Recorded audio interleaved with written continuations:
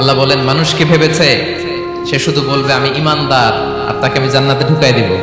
না, কখনো না, কোশ্চিন কালেও না।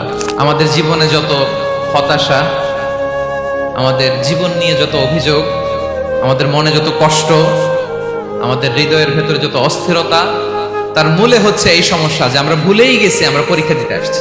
পৃথিবীর ফিচার হচ্ছে এখানে বিপদ থাকবে, বিপদ ছাড়া কেউ থাকবে না। স্ট্রাগল থাকবে, কষ্ট থাকবে, ঝুঁকি থাকবে, রিস্ক থাকবে, এবং নানা ধরনের বিপদ আপদ দিয়ে আল্লাহ তাআলা আমাদেরকে পরীক্ষা করবেন।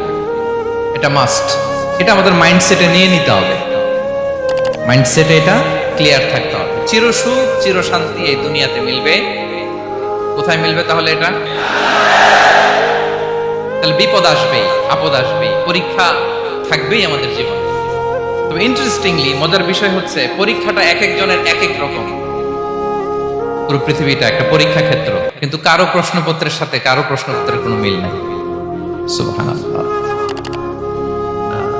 আমার পরীক্ষা একরকম, আপনার পরীক্ষা আরেক রকম, ওই ভাইয়ের পরীক্ষা আরেক রকম, ওনারটা আরেক রকম। সবাই পরীক্ষার্থী, সবাই পরীক্ষার্থী, কিন্তু কারো প্রশ্নপত্রের সাথে কারো প্রশ্নপত্রের কোনো মিল নাই। কারোর জন্য পরীক্ষা হচ্ছে সে খুব অসুস্থ, প্রচন্ড অসুস্থতা, তার জন্য পরীক্ষা। ক্যান্সারের রোগী, দুরারোগ্য ব্যাধি, ডক্টর বলছে 4th স্টেজে চলে আসছে, কয়েক মাস বাঁচতে পারে, এটা তার জন্য পরীক্ষা। আবার কারো দেখবেন যে খুব একটা অসুস্থতা নাই, অসুস্থতার ঝামেলা নাই, কিন্তু তার দারিদ্রতা আছে, তার আর্থিক অনটন, এটা তার জন্য পরীক্ষা। আবার কারো দেখবেন অসুস্থতাও নাই, দারিদ্রতাও নাই, তার দাম্পত্য জীবনের সমস্যা আছে না নাই? অনেকের দেখবেন এগুলো কোনোটাই সমস্যা না, তার ছেলে কথা শোনে না, মাদকাসক্ত।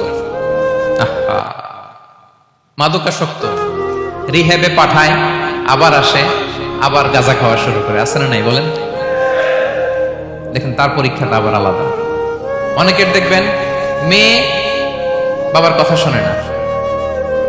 আবার অনেকের দেখবেন যে ব্যবসায় সমস্যা, লসের পর লস, লাভ উঠাতে পারে না। তাহলে পরীক্ষা ছাড়া, বিপদ আপদ ছাড়া দুনিয়াতে কেউ নাই, কেউ নাই প্রিয় ভাই। এটা আমাদের মাথায় রাখতে হবে। পরীক্ষা আপনাকে দিতেই হবে, পরীক্ষা দিয়ে দিয়েই নিজেকে প্রমাণ করতে হবে। আর এক একজনের পরীক্ষাটা এক এক রকম, কারো পরীক্ষার সাথে কারো পরীক্ষার কোনো মিল থাকবে না। তো মাঝে মাঝে আমরা এটা ভুলে যাই। আল্লাহ তাআলা কালামে পাকে রিমাইন্ডার দিয়ে আমাদেরকে স্মরণ করিয়ে দিতে চান যে এই পৃথিবীতে আসলে তোমরা এসেছো পরীক্ষা দিতে।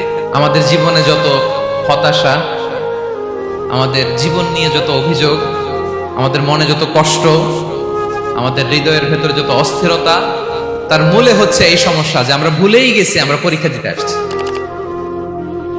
এটা যদি ভুলে না যান, এটা যদি আপনার মাইন্ডসেটে থাকে যে পুরো জীবনটা একটা পরীক্ষা, তাহলে দেখবেন কোনো কিছু আপনাকে কাবু করতে পারবে না। আপনি হতাশ হবেন না, জীবন নিয়ে আর অভিযোগ থাকবে না, আপনি ভেঙে পড়বেন না, সব অভিযোগ হতাশা দূর হয়ে যাবে।